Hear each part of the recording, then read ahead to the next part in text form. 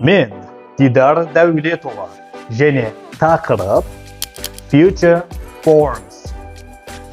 Future Forms, яғни келер шаққа қатысты қолданылатын ережелер. Біз осыған дейін келер шаққа қатысты қолданылатын бірнеше сөйлем түрін талқыладық. Мұнда біз келер шаққа қатысты қолданылатын тіркес түрлерімен танысатын боламыз. Бірінші тіркес be about to, яғни енді іске асайын деп жатқан іс-әрекеттерді білдіру үшін қолданылатын тіркес. Мысалға, it is about to rain. Қазір жаңбыр жауы мүмкін. Келесі мысалы, I was about to say, мен енді айтайын деп тұрған едім. Екінші тіркес be due to, яғни арнайы кестеге, расписаниеге сай іске асатын іс-әрекетті келер шақта біз осы тіркес арқылы береміз. Мысалға, the students are due to come at this time. Студенттер расписание бойынша осы уақытта келуі керек.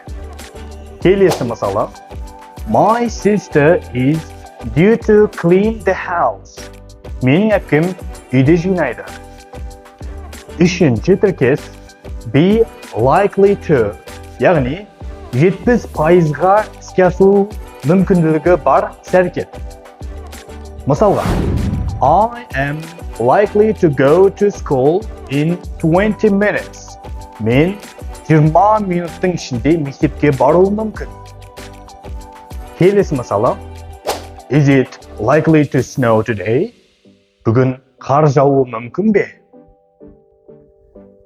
Төртінші тіркес be set to, яғни бір нәрсені істеуге дайын бол. Мысалға, we are set to play. Біз ойнауға дайынбыз. Келесі мысалы, is she set to answer? Ол қыз жауап беруге дайын ба?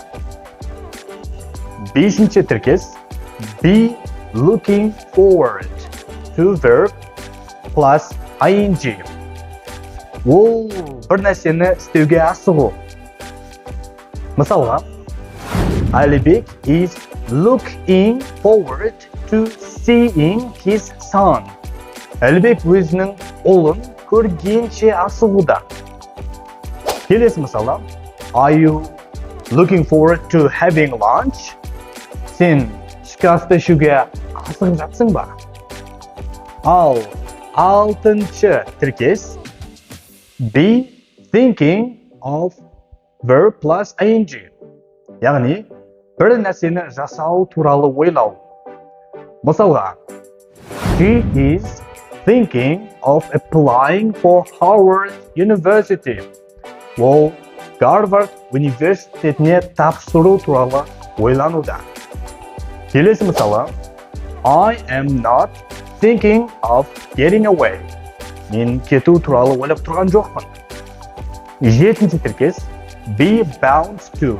Ол 100% іске асуы мүмкін оқиға немесе іс-әрекет. Мысалға, the committee is bound to reply. Комитет жауап береді. Яғни, бұл мысалда оқиға немесе іс-әрекет 100% іске асуы керек. Екінші мысалы, my friends are bound to joke. Менің достарым міндетті түрде әзілдейді. Сегізінші тіркес be too official, яғни ресми стилде кездесетін келер шаққа қатысты айтылатын тіркес. Мысалға, the president is to attend the assembly. Президент ассамблеяның отырысына қатысады. Келесі мысалы, Алишер Каримов is to release a new song. Алишер Каримов жаңа ән шығарады.